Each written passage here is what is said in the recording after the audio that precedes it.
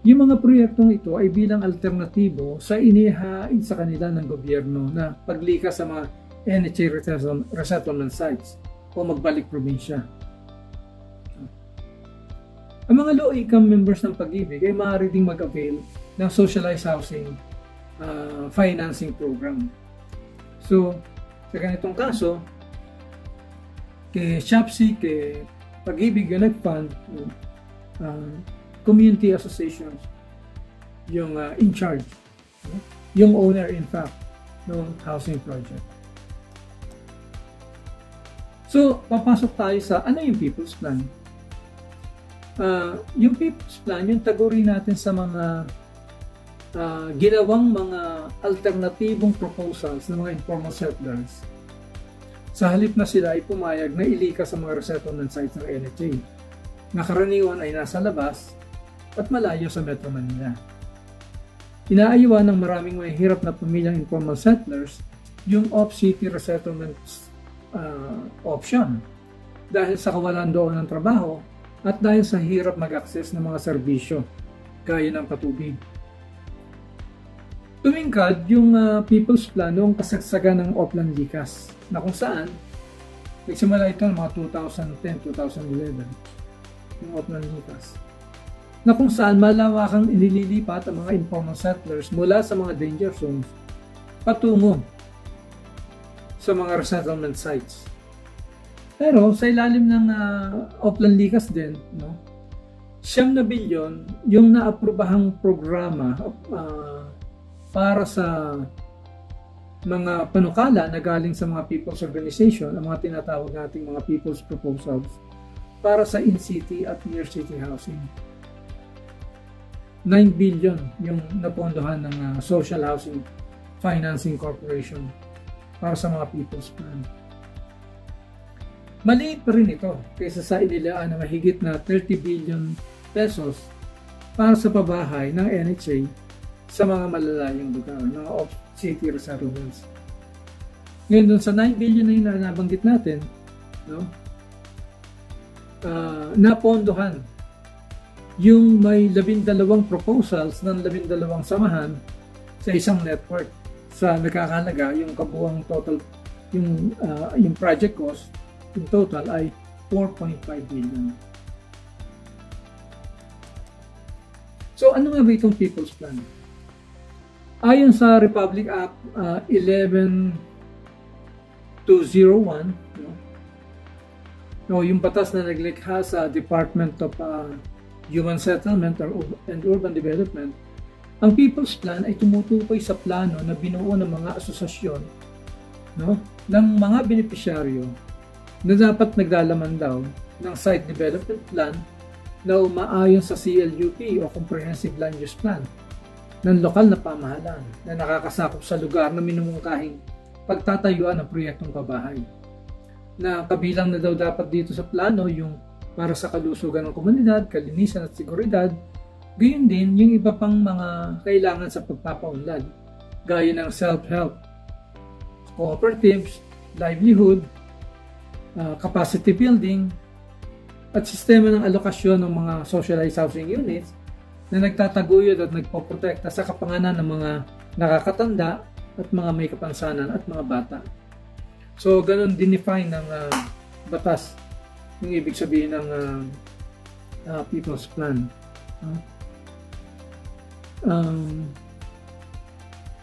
Pero siguro yung pinaka-essential na definisyon ng People's Plan sa pagkakaintindi ng mga samahan ng mga informal settlers na naghain ng People's Plan proposals sa gobyerno, ay sila yung nagtakda ng proyekto, sila yung nag-develop, sila yung nagdisenyo. No? Sila yung nag-adjust ng presyo na nakabatay sa kakayanan nila. Sila yung, hindi sila gumawa, siyempre may professional developers na kinontrata para gawin yun. Pero sila yung in charge sa supervision and monitoring ng construction. At sila rin yung mag-ooperate ng pabahay, ng proyekto. No? Pag natapos na, sila yung bahala o siyang may responsibilidad sa alokasyon ng mga natitira. No? Paano ipamamahagi yung mga units.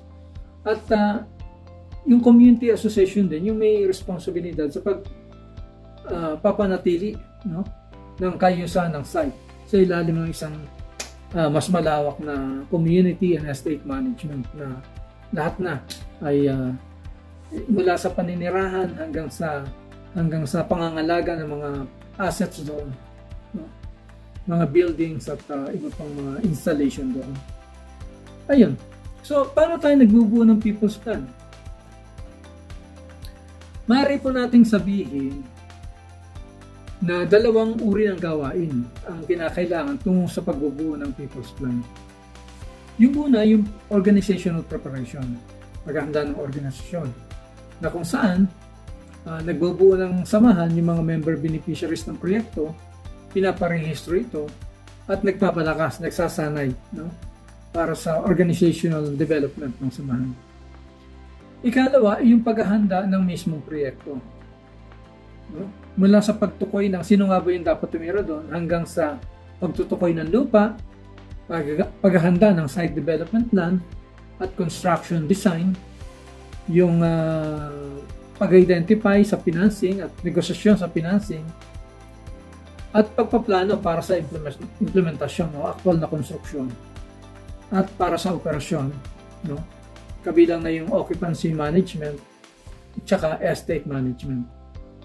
So, kung ikaw ay magsasubmit ng isang housing proposal, kung ngayong samahan ay magsasubmit ng isang housing proposal, no? Ito po yung yung general outline. Kahit na kaninyo siguro isasubmit, kahit nasa SHOPS, Social Housing Financing Corporation o Pag-ibig o iba pa, no? Bilang isang community association ng mga pamilyang nangangailangan ng socialized housing. Ito number one, ano? Sa anumang sitwasyon o katangian ng informal settlement, unang kailangan ng consensus ng community association na nais nga nila ng pabahay o paglikas sa pamamagitan ng sarili nilang plano batay sa sarili nilang kakayanan at pangarap.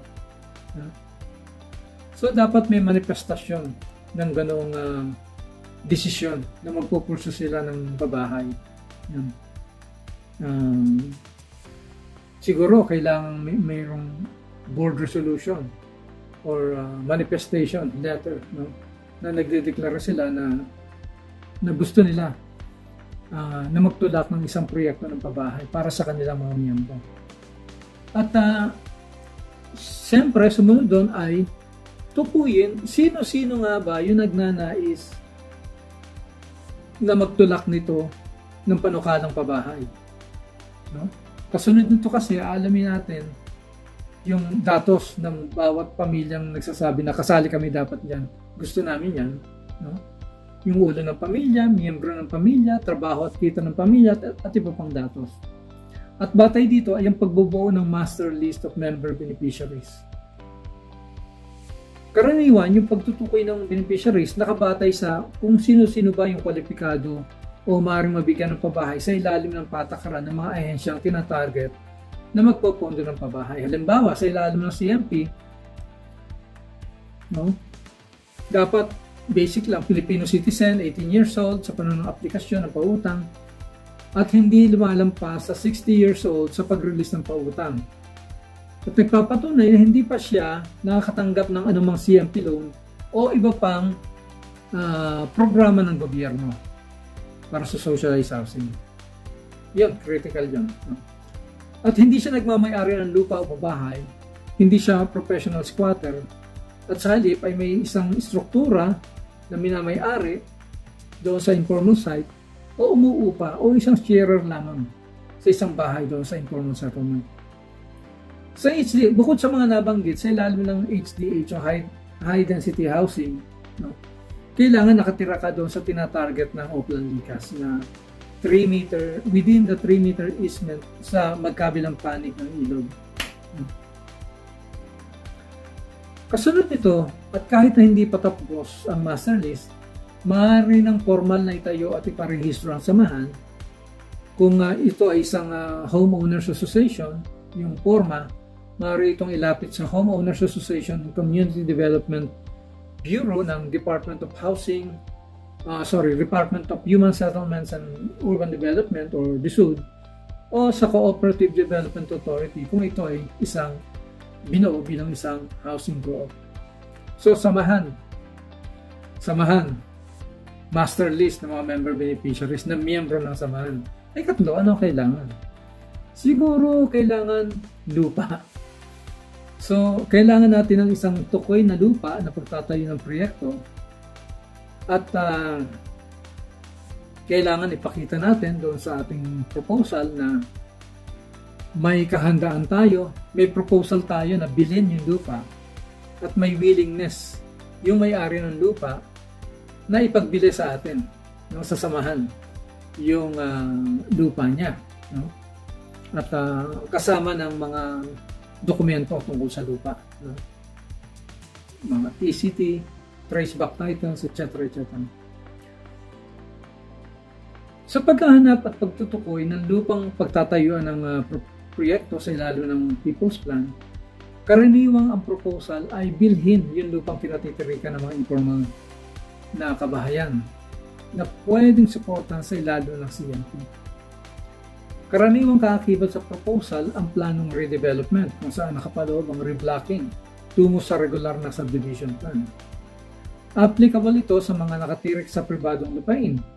Maaari ding ang proposal ay bilhin ang iba pang lupa na off-site labas doon sa kasalukuyang kinatitirikan kung hindi payag ang mga may-ari sa on-site development. Kung hindi sila payag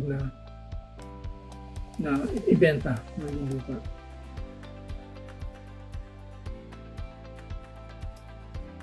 Dahil may mandato ang mga lokal na pamahalaan na linisin ang mga tabing ilog, may pressure din sa kanila dapat na maghanap ng lupa. At bukod doon, maaari ding maging bukas ang mga tao sa proposal na gawing usufruct ang isang property na pagmamay-ari ng lokal na pamahalaan. So bukod sa pressure na mapalikas yung mga tao, no, naroon din yung pressure na magtukoy sila ng lupang lilipatan ng mga tao. At isa pa, meron ding insentibo silang kinakaharap na i-offer na lang sa usufruct, no, yung lupa para lang pumayag o para lang madali yung pagpapalikas ng mga tao mula sa danger zones. Dahil isa nga itong mandato sa mga lokal na pamahalaan. Kaya, so sumunod dyan, samahan, master list, lupa, sumunod yung community development plan. Ito, sa pagguhit ng community development plan o subdivision plan, maganda na meron ng katulong na developer yung samahan upang matiyak din na ang lahat ng detalye ng plano ay alinsunod sa Batas Pambansa 220 na tungkol sa standards and technical requirements para sa economic and socialized housing. Pwedeng ang plano ay horizontal, gaya ng single detached or row housing. Siguro karaniwan yan sa mga near city projects kasi mura pa lupa.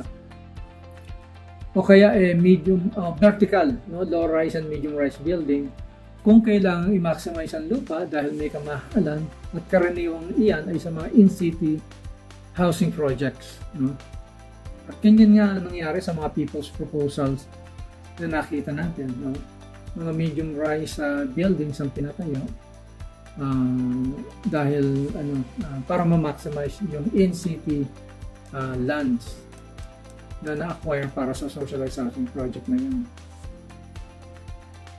Kasama na din dapat sa mga planong yung community development plan kung paano ang access sa tubig, kuryente at kalsada o road right of way, at para sa sewerage at garbage collection at solid waste management. Kasama dapat sa plano ang plano para sa common areas, yung amenities and facilities, gaya ng parks, playgrounds, parking at multipurpose community center. Napaka-importante po nito kasi po doon po sa mga resettlement sites na ipatayo sa loob at labas ng Metro Manila, ilang panahon bago magkaroon ng tubig. Nakalipat na yung mga pamilya walang tubig sa loob ng isa, dalawa, tatlo, 5 hanggang 10 taon. Yung iba noon, mga resettlement sites noon, inabot talaga ng siyam-siyam bago nagkatubig, no?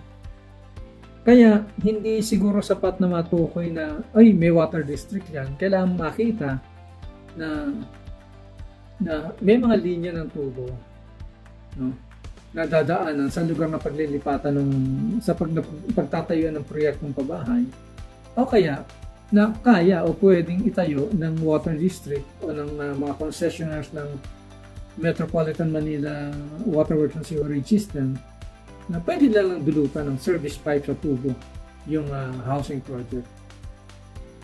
Kaya kailangan may coordination na rin sa kanila. Paano naman po yung financing?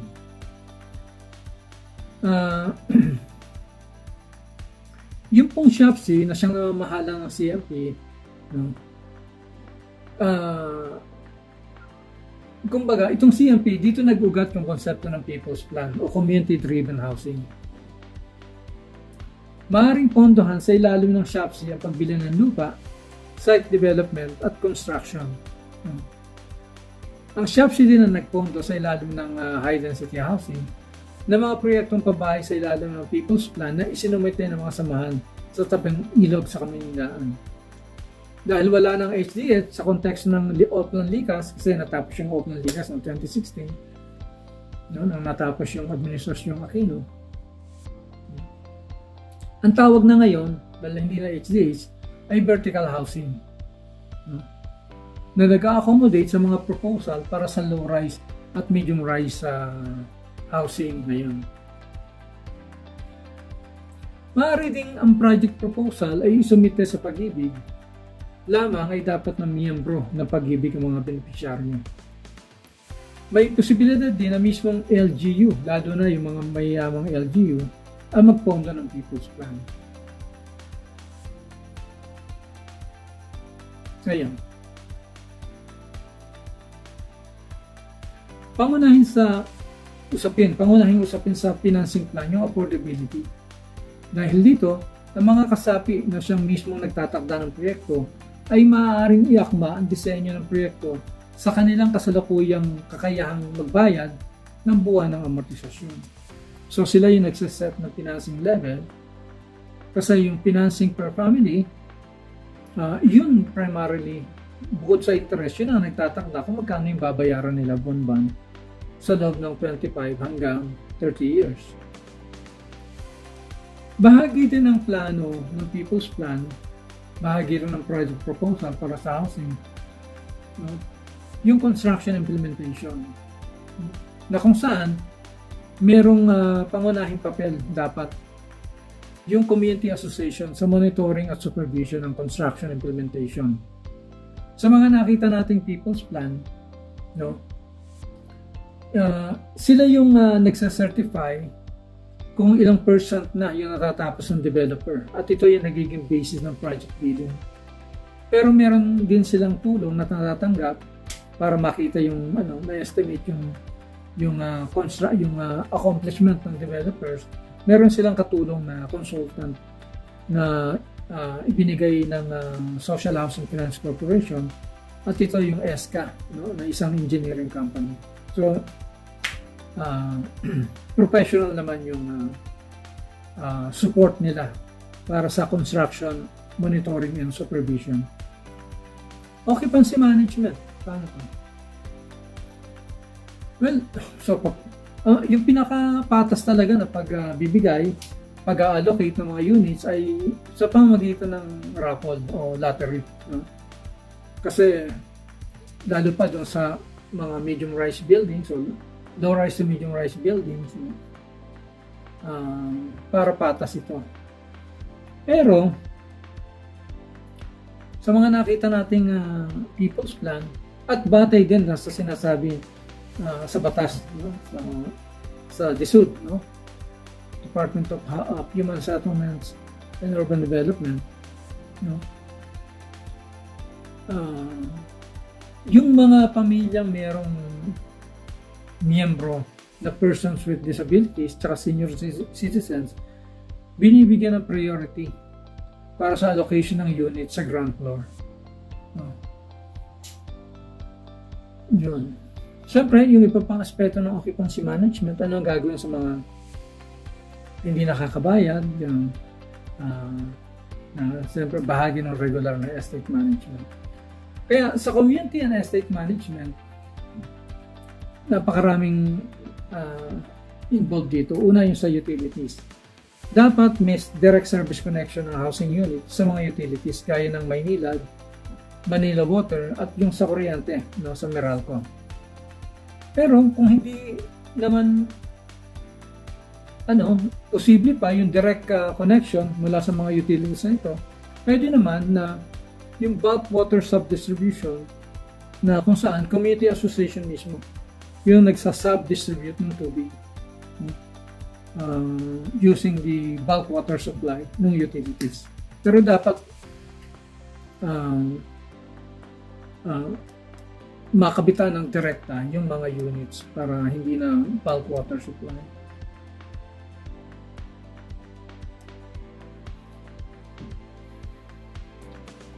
Sa community and estate management system o guidelines, dapat nakaguhit din yung mga patakaran ng community association bilang siyang project owner sa paggamit ng mga open space, kalsada, parking, tsaka parks, playgrounds, at multipurpose center. Kasama din dapat ang plano para sa kalusugan, kaligtasan, seguridad, community health, community safety, security, yung disaster risk reduction and management plan, etc. Pero ang lahat ng ito may recurrent na gastos. May gastos yung estate management.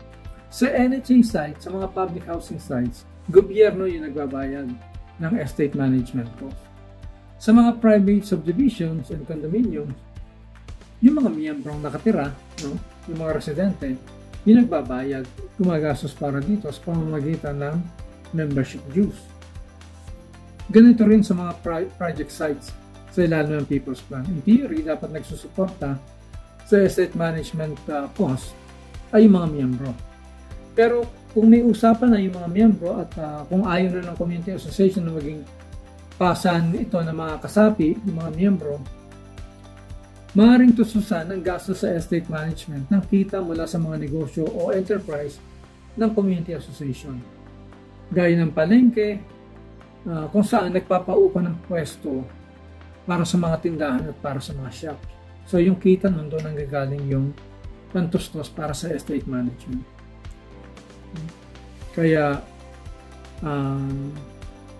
para sa mga housing project estates na mahihirap galing sa informal settlement, malaki yung pangangailangan na dapat kumikita yung site na nakakapag-generate ng income yung community association dahil maraming gastos, no, na dapat tustusan para sa community and estate management.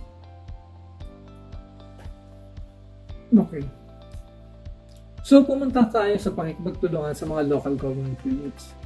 Ayon sa Republic Act 7279 o Urban Development and Housing Act, may tungkulin ang mga local government units na magsagawa ng inventory ng lupa. Lahat ng lupa. Kahit na anong klase ng lupa, lahat ng lupa. No? At tukuyin yung gamit ng mga lupa na ito. At tukuyin din at sa report, no, yung mga nangyaring improvement sa mga lupa na ito. Ito kasing impormasyon na ito ayon doon sa Republic Act 72279, yung UDHA ito. Ito yung magiging batayan para tukuyin kung anong mga lupa yung pwedeng gamitin para sa socialized housing. Okay? Kabilang na yung para sa CMP. No? Cargo din ng mga LGUs ang pagpapalikas, no? At pagbibigay ng mga basic services sa mga resettlement sites na para sa mga informal settlers na inilikas doon mula sa danger zones. No? Kaya sa UDHA, Urban Development and Housing Act, yung mga LGU ang pangunahing ahensya na may responsibilidad para sa socialized housing. Yun. Kaya dahil dito, dapat makuha ng mga community association ng suporta ng LGU na may sakop ng lupa, no, para sa tinatarget na pinapanukalang proyektong pabahay nito. Sa malaon pa lamang, dapat alam na ng LGU na ang community association na ito ay may kahandaan at pagnanais na makalikas o ma-develop ang kanilang lugar o magkaroon ng isang proyektong pabahay para sa mga kasapi ito. Sa ganitong paraan, kung nasa radar ng local government yung community association at yung proposal ng community association, mas tiyak yung pwedeng iligay na plano ng LGU sa kanyang local shelter plan at sa kanyang annual investment plan. So mahalaga yung dahil may ganitong binubong plano yung mga local government na sinasubmit sa DILG, no? Kailangan alam ng local governments at kinukuha natin yung suporta nila para sa socialized housing proposal sa pamamagitan ng People's Plan. Sa local shelter plan, inilalatag ang palang kalahatang pangangailangan para sa pabahay. Kung ano-ano mga resources ng lokal na pamahalaan para sa pabahay at ang iba't ibang estratehiya para matugunan ang mga pangangailangan na ito. Maaaring ang mga ito ay in-city o off-city. No? Kung off-city, para ito sa mga agarang pangangailangan ng mga apektado ng kalamidad o sunog, ng court order demolition o infrastructure projects. Pero kung hindi naman ganun kaagaran, pwedeng gagaya ng mga nakatira sa mga private lands, hindi matagal na usapin yan. Yung tungkol sa kahit na ang option ay ipa-demolish kayo o kaya ibenta na lang sa inyo ng may-ari yung lupa, matagal na proseso yan. Kaya pwedeng buuin yung plano para sa mortgage housing sa pamamagitan ng community mortgage program. No? Meron din naman mga pamilya na sobra yung mahirap talaga at ang posible lamang, no, ay yung public rental housing. Hindi kaya magbayad ng halimbawa amortization cost na 1,000 or 1,500 buwan-buwan na siyang katumbas, no, na siyang katapat na amortization requirement para sa socialized housing loans na 300, 450 o 750,000, no? Sa SHOPC, no? O sa Pag-ibig man, no? At sa halip, ang kaya lang nila magbayad ng 300, 500 a month. Pagka ganun, rental housing na yung pwede sa kanila. Kaya mahalaga yung datos, no? Mahalaga na i-establish ng lokal na pamahalaan yung meron siyang survey ng lahat ng informal settlers, siguro sa pamamagitan ng community-based monitoring system. May batas na para dyan, no?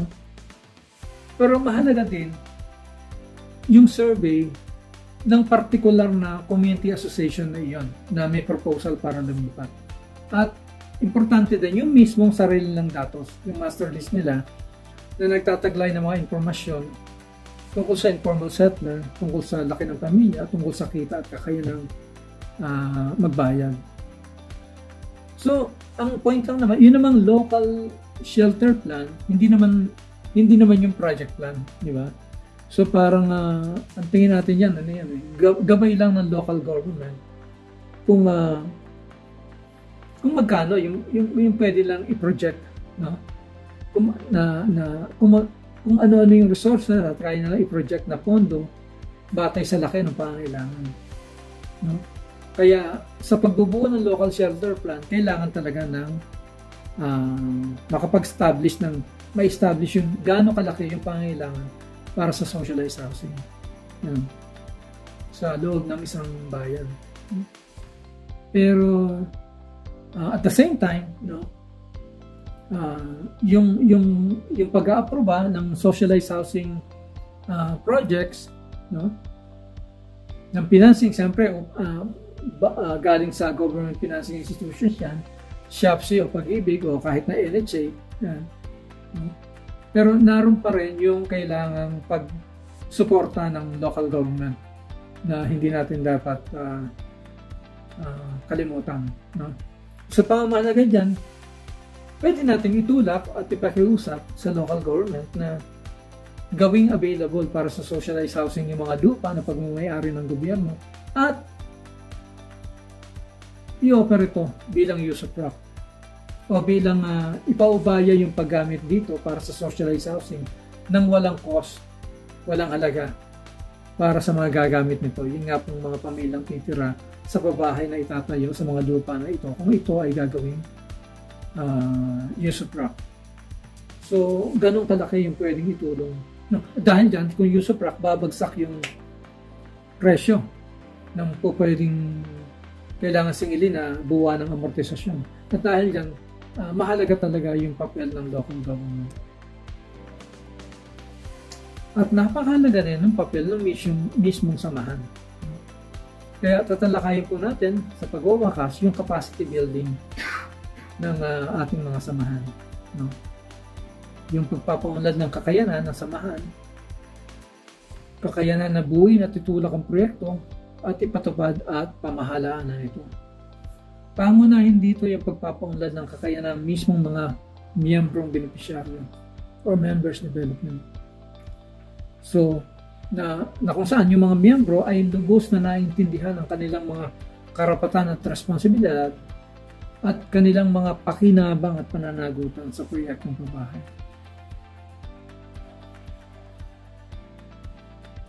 So, yung edukasyon para sa mga miyembro ang pinaka-importante sa pagbubuo ng kapasidad ng organisasyon. Kailangan din nalilangin ang kakayanan ng liderato ng Board of Directors na pamunuan ng buong proseso. Ito yung tinatawag natin leadership development. Kailangan din ng management development para sanayin ang mga inaasahang aktwal na gagampan ng mga gawain sa loob ng proyekto. Maging siya ay kolektor na naniningil ng share capital o savings deposit, no? Kahera, o yung mga tututok sa construction monitoring, no? At yung mahala nito, no?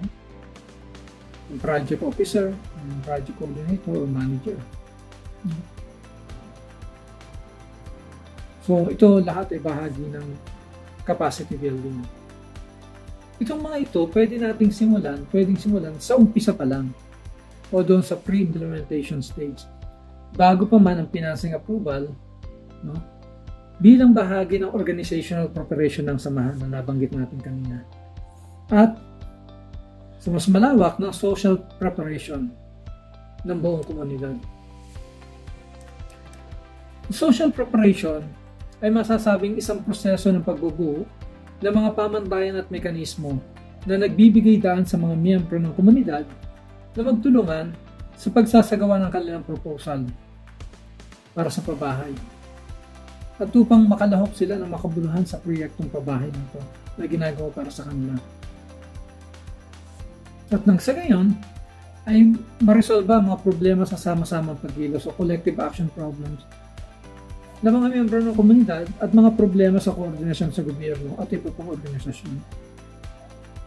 So, yung social preparation para mabuo yung tiwala at pagtutulungan sa loob ng samahan at para dumulas yung kanilang pakikipag-ugnayan sa mga panlabas na aktor o entidad, gobyerno, lokal na gobyerno, financing organization at iba pa. Yan po yung buong lecture natin o input natin tungkol sa socialized housing and people's plan. Maraming salamat po.